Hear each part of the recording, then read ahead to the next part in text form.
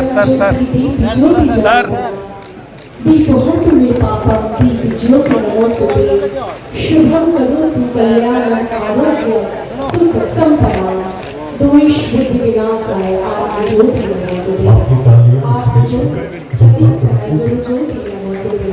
गुरुज्योति प्रदीप्ता ब्रह्मज्योति नमोस्तुते ब्रह्मज्योति नमोस्तुते। दीपक के प्रकाश के साथ साथ ज्ञान का प्रकाश में संपूर्ण विश्व को आलोकित करे इसलिए दीप प्रज्वलित माननीय उप मुख्यमंत्री बिहार श्री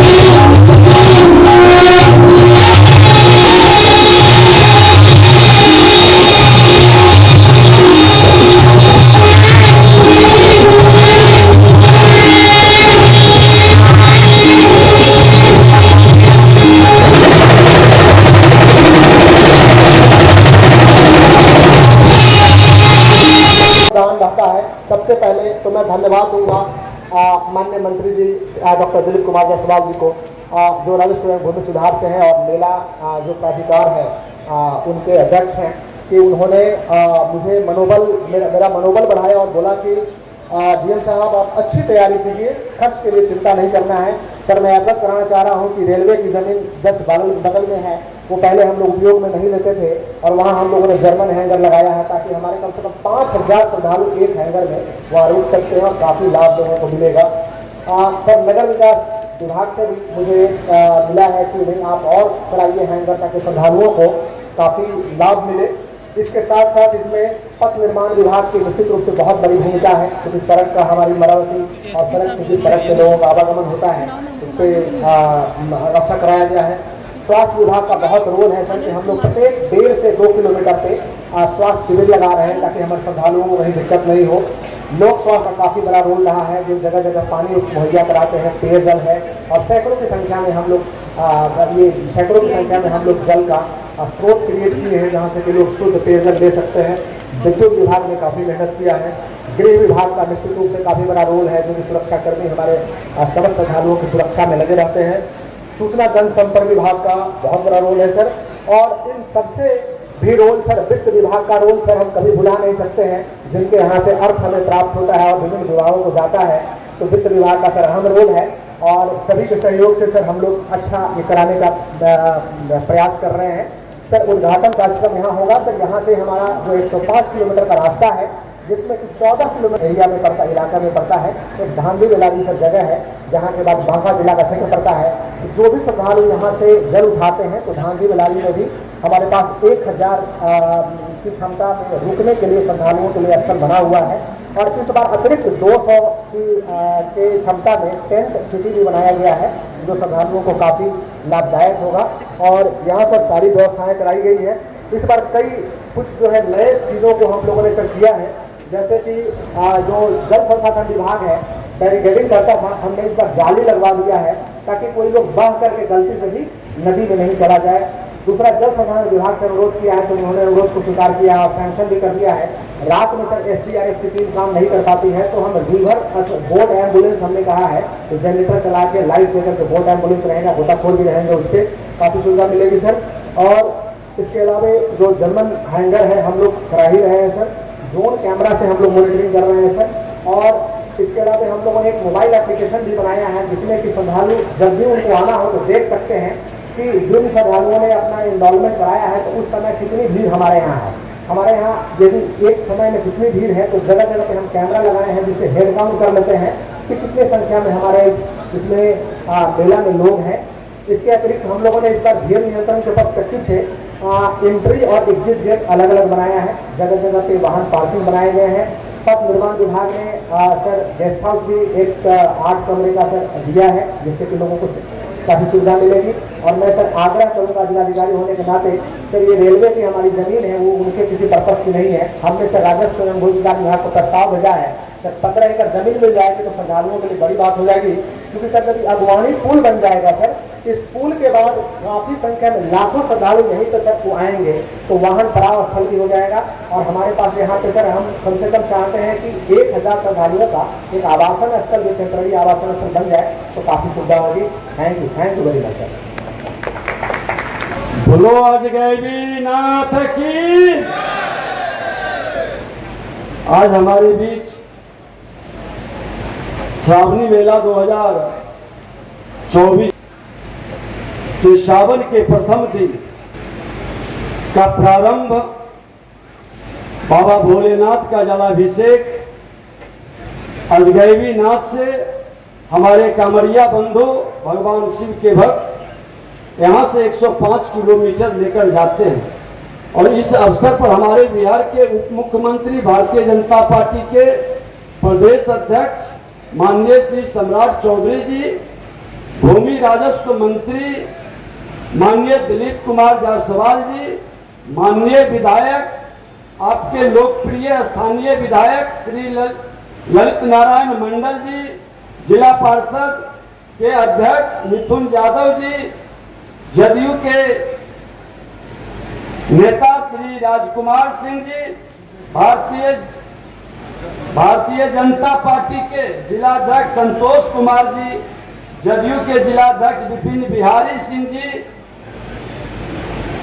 श्री राजकुमार गुड्डू जी, माननीय सभापति श्रीमती नीलम देवी जी, उपसभापति श्री दिनेश कुमार, श्री विवेकानंद जी डीआईजी, श्री नवल किशोर चौधरी जी, जिला पदाधिकारी श्री कुमार आनंद, वरीय पुलिस अधीक्षक श्री कुमार अनुराग, उप विकास आयुक्त सुश्री गर्मा लोहिया, सहायक समाहर्ता मंचा सिंह, हमारे बंटी यादव भाजपा नेता, पवन मिश्रा जी, नवीन कुमार बंटी नगर अध्यक्ष, रोशन सिंह जी, नितेश जी, पवन किसान जी, सभी सम्मानित मंच सामने बैठे हुए सभी महानुभाव प्रेस मीडिया के बंधुओं, उत्तर वाहिनी गंगा के तट पर अवस्थित बाबा अजगैबीनाथ की छत्र छाया में हम आज श्रावणी मेले के पवित्र अवसर पर एकत्र हुए हैं।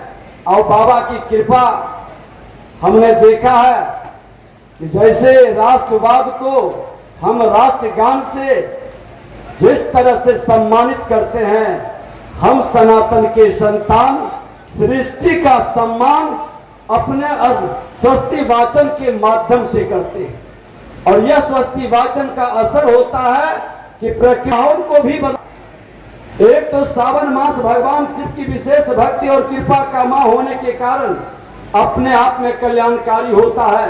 उस पर मोक्षदायिनी माँ गंगा का उत्तर वाहिनी तट हो तो आप सोच सकते हैं कि कृपा और कल्याण के कितने विराट पुण्य के भागी हम बन सकते हैं। इस मोक्ष भूमि से जल भरकर श्रद्धालु जब मां शक्ति की चिता भूमि पर अवस्थित बाबा बैजनाथ को जल चढ़ाते हैं तो वो अपने लिए तो पुण्य अर्जित करते ही हैं, साथ ही जगत के मंगल में भी अपनी भागीदारी करते हैं। इसलिए बाबा अजगैबीनाथ हमारी लोक संस्कृति में जग के मंगल के प्रतीक माने जाते हैं। ऐतिहासिक रूप से यह स्थान हमेशा से भक्ति का शक्ति का जीवंत स्थान रहा है। यह बहुकालीन कला और संस्कृति का विख्यात केंद्र रहा है। गुप्त काल में भक्ति का केंद्र रहा है। यह वाम मार्गी साधुओं की साधना स्थली भी रही है। इसलिए जब अपने मन में बाबा बैजनाथ से अपने मनोरथ की कामना करने वाले कांवरिया यात्री यहाँ से जल भरकर निकलते हैं तो उनकी पैदल यात्रा भी सुखद प्रतीत होती है, उनकी सारी कामनाएं पूरी भी होती है। अतः इस श्रावणी मेले में शामिल होकर न केवल आनंदित हूँ बल्कि बाबा अजगैबीनाथ और बाबा बैजनाथ की असीम अनुकंपा का भी हम सब भागीदार बनते हैं। यहाँ तो ऐसे आप ज्यादा बेहतर जानते हैं कि जाह्नवी ऋषि के जंघे से मां गंगा का पुनर्जन्म का भी स्थल ये माना जाता है। ये अंगिका और चंपापुरी जिस तरह से ऐतिहासिक हमारे ये धरोहर और विरासत है, 1000 वर्ष की गुलामी में कई ऐसी बातों को कहीं न कहीं लुप्त करने का प्रयास किया, लेकिन मां भारती के संतानों ने उसको गुप्त नहीं होने दिया, उस परंपरा को बरकरार रखा। अब जरूरत है 21वीं सदी के भारत में कि मां भारती के संतान सभी मिलकर के अपने भारत के सांस्कृतिक विरासत को बढ़ाने का, सांस्कृतिक विरासत को आने वाले पीढ़ी को अवगत कराने का। और कला संस्कृति विभाग से हमने फिल्म नीति का पर जो हमारा कैबिनेट ने मुहर लगाया माननीय मुख्यमंत्री नीतीश कुमार जी के नेतृत्व में, और देश के माननीय प्रधानमंत्री नरेंद्र मोदी जी ने कहा है कि गुलामी के प्रतीक से भारत को मुक्त करना है, और कोई भी गुलामी का प्रतीक 21वीं सदी के भारत के विकसित भारत और विकसित बिहार को नहीं रोक सकता है। ये भाव मन के अंदर जगा करके अजगैबी नाथ को हमको फिर से वो ऐतिहासिक गौरव वातावरण में लाना है। और यहाँ के सभी श्रद्धालु मां भारती के धरती पर जो भी जन्म लिया है, किसी जाति धर्म क्षेत्र भाषा का हो, वो मां भारती का संतान है। और मां भारती का संतान हमेशा अपने सांस्कृतिक विरासत और धरोहर के लिए अपनी हर बलिदान देने के लिए तैयार है, और अपने विरासत को बढ़ाने के लिए वो हमेशा सकारात्मक कदम उठाने के लिए काम करते रहेगा। हृदय से आप लोगों का पुनः अभिनंदन और हृदय से धन्यवाद, बहुत बहुत धन्यवाद। पूर्वतन से नूतन की ओर विरासत को हस्तांतरित करते हमारे अपनी एक तरह से दुनिया में मैं ये बताना चाहता हूं, मेरा तो जन्म ही इस इलाके में हुआ है, और दुनिया में इस तरह का व्यवस्था दुनिया में कभी आपको नहीं मिलेगा। करोड़ों लोग एक बोली बोल बम, एक कपड़ा, कलर भी सबका कपड़ा का एक मिलेगा, और कोई हिंदुस्तान का रहने वाला है, कोई नेपाल का रहने वाला है, कोई बांग्लादेश का रहने वाला है, कोई भूटान का रहने वाला, कोई श्रीलंका का रहने वाला है, और सब बोली एक ही बोलते हैं, बोल बम का नारा है 12 एक सहारा। दूसरे कोई चीजों नहीं, इतने बड़े, मैं तो कहता हूं कि इससे बड़ा सेकुलरिज्म दुनिया में नहीं होता। लगभग एक महीने में लगभग 1 करोड़ से अधिक लोग, और मकसद सबका एक ही है, मां गंगा का जल उठाकर और भगवान शिव को जाकर बैजनाथ धाम में चढ़ाने का काम करना है। ये ताकत मिलती है, ऊर्जा मिलती है, और ये सनातन धर्म है जिसने इस पूरे समाज के लोगों को जोड़ने का काम किया है।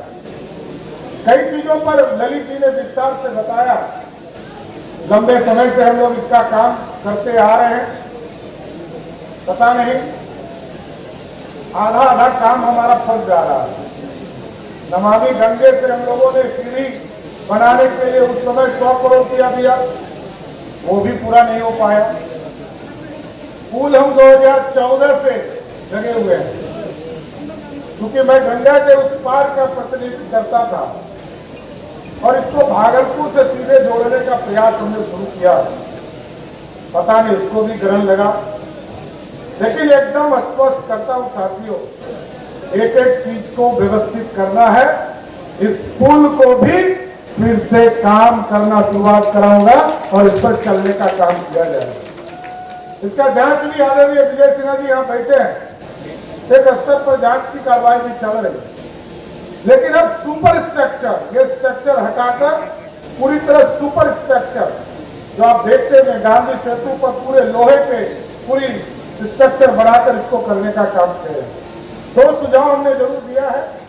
एक सुझाव दिया है कि इस गंगा पर जो पुल बन रहा है इसका सीधा तो तिलकपुर निकलेगा, लेकिन एक स्ट्रेच इस पे उतार कर कांवरिया को गंगा स्नान करने का एक रास्ता भी बनाना है और साथ ही साथ पूरे सुल्तानगंज जब सावन का महीना होता है, भादो होता है, पूरा सावन और भादो में अस्त व्यस्त हो जाता है।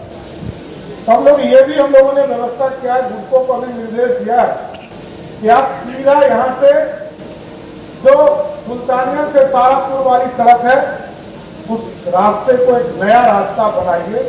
कुछ अधिग्रहण भी करने पड़ेंगे, निजी जमीन भी लेने पड़ेंगे, लेकिन जिलाधिकारी से आग्रह करूंगा कि इस पर सहयोग करके बुड्को से बात करके और सीधा बोलबम को शहर जाने की आवश्यकता नहीं, सीधा यहाँ से अजगैबी धाम में पूजा करके सीधा यहाँ से सुल्तानगंज देवघर के सड़क पर चले जाए तो सीधा बैजनाथ बाबा के मंदिर में पूजा करने के लिए निकल सके। साथ अभी हम लोग भागलपुर में कई चीजों का काम हम लोगों ने शुरुआत किया है। अभी एक पुराना मांग था इस इलाके का कि हमारा एयरपोर्ट भागलपुर का शुरुआत नहीं हो पा रहा। हम लोगों ने अभी पिछले दिनों कैबिनेट के माध्यम से यह तय किया है इस इलाके का सबसे बड़ा एयरपोर्ट भागलपुर पर बनने जा रहा है। साथियों, यह आश्वस्त करना चाहता हूं। साथ ही साथ नगर की भी व्यवस्था करनी है। वही पुराना हाउसिंग कॉलोनी हम लोगों ने देखा बचपन के दौर, कोई व्यवस्था खड़ा नहीं हो पाई, लेकिन हम जरूर आग्रह करेंगे। सुल्तानगंज के नगर के अध्यक्ष भी यहाँ पर हैं, माननीय विधायक भी हैं, यहाँ पे पूरी चिंता कीजिए। जो आउटर आपका रिंग रोड है, जो एक तरह से रिंग रोड ही बनेगा सुल्तानगंज के, एक तरफ तो गंगा है, दूसरे साइड जो आपकी पूरी व्यवस्था खड़ी हो उसका एक अच्छा प्लानिंग कराइए और नगर निगम के माध्यम से उसमें हाउसिंग की भी प्लान करने की शुरुआत करना है।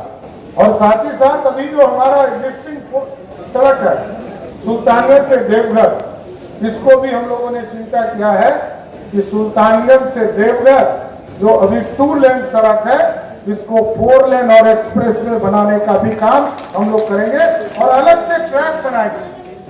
बोलबम के लिए प्रत्येक साल अभी विजय जी बता रहे थे 5 करोड़ रुपया इन्होंने बालू छीटने से लेकर मरम्मती तक के लिए दिया। ये लंबे समय से हम लोग कभी, ये जरूर हमारा है कि हम लोग अपने जीवन में कभी भी ये सड़क खराब नहीं देखे। ये भोले बाबा का ही कृपा है। और आप सोचिए 72 साल के बाद सावन में सोमवार से शुरुआत होने वाला है। ये एक ऐतिहासिक पल है आज कि सोमवार के दिन आज सावन की शुरुआत होने जा रही है। इसलिए हम तमाम लोगों को ये जरूर विश्वास दिलाते हैं आदरणीय नीतीश कुमार जी की तरफ से और देश के यशस्वी प्रधानमंत्री नरेंद्र मोदी जी की तरफ से, ये विकसित बिहार बनाना है। और आपने देखा कि कल ही परसों हम लोगों ने कैबिनेट में केंद्र सरकार के आदरणीय प्रधानमंत्री नरेंद्र मोदी जी ने यहाँ पर जो हमारा गौरवशाली इतिहास था, अभी कुछ दिन पहले वो नालंदा आए थे और नालंदा में यूनिवर्सिटी का शिलान्यास करके गए थे। उसी दिन उन्होंने इंस्ट्रक्शन हम लोगों को दिया था कि आप तुरंत जो हमारा पैकेज में हमारा पेंडिंग पड़ा हुआ है विक्रमशिला जो यूनिवर्सिटी है उसको भी स्थापित करने का काम करो और इसकी शुरुआत कर दिया। इसलिए आज अजगैबी नाथ धाम नगर में हम तमाम लोगों से आग्रह करेंगे, निवेदन करेंगे कि आपके बीच में लाखों लोग आते हैं, करोड़ों लोग आते हैं जो श्रद्धालु बनकर आपके बीच में सेवा करना चाहते हैं और जो कुछ समस्या ललित जी ने बताया है इनके साथ बैठकर इनकी भी पूरी समस्या का हम लोग समाधान करेंगे।